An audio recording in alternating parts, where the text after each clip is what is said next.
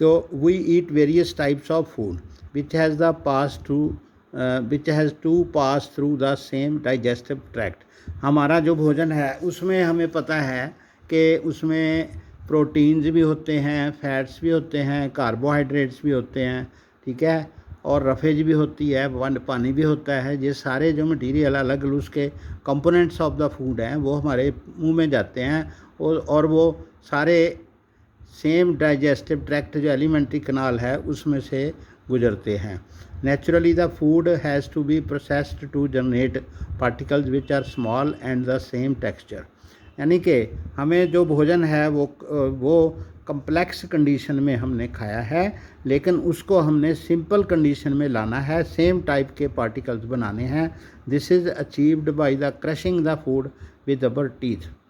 तो वहाँ पर हम दांतों से उसको बिल्कुल पीसते हैं। तो हमारा ये फ़र्ज बनता है, it is our duty that to crush the food, बिल्कुल बारीक उसको पीसना है दांतों से, बार बार उसको धीरे धीरे खाना है, धीरे धीरे पीसना, जितनी देर तक वो पूरा बारीक नहीं हो जाता उसको स्वेलो नहीं करना, उसको हमने निगलना नहीं है। Since the lining of the canal is soft, तो जो फूड पाइप है उसके अंदर की जो लाइनिंग है वो बहुत सॉफ्ट है, तो अगर हार्ड मटेरियल होगा तो वहाँ पर दर्द होगा। The food is also wetted to make it passage smooth, तो इसके पैसेज को स्मूथ करने के लिए हमारे मुंह में जो सलाइवा है वो उसको वेट करके, गीला करके बिल्कुल नरम कर देता है। When we eat something we like our mouth water, जैसे ही हमारे पसंद का खाना हमारे सामने आता है तो हमारे मुंह में पानी आ जाता है, मतलब हमारे मुंह में सलाइवा वाले ग्लैंड्स होते हैं, सैलिवरी ग्लैंड्स होते हैं, जहाँ से थूक निकलना शुरू हो जाता है और हमारे मुंह में हम कहते हैं पानी आ गया। This is actually not only water but is fluid called saliva. ये थूक होता है, सलाइवा होता है, जिसके अंदर बहुत सारे एंजाइम्स होते हैं, ये सलाइवरी ग्लैंड से निकलता है। Another aspect of food we ingest is its complex nature. जैसे हमने जो भोजन खाया वो कम्प्लेक्स नेचर का, इंजेस्ट का मतलब जो हमने मुंह में डाला। If it is to be absorbed from the alimentary canal, यानी इसको अगर एलिमेंट्री कनाल इसको अब्जॉर्ब करेगी, it has to be broken into smaller molecules, तो ये छोटे छोटे टुकड़ों में बंटना चाहिए। This is done with the help of biological catalysts called enzymes.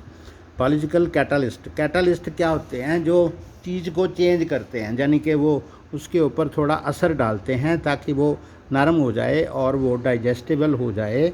तो वो कैटलिस्ट जो हैं वो हमारे पेट के अंदर डाइजेस्टिव ग्लैंड्स होते हैं, जो उसके अंदर से वो एंजाइम्स निकलते हैं। वो एंजाइम्स हमारे भोजन के अलग अलग अंगों यानी फैट्स, प्रोटीन्स और कार्बोहाइड्रेट्स के साथ मिलते हैं। The saliva contains an enzyme called salivary amylase that breaks down starch which is a complex molecule to give sugar.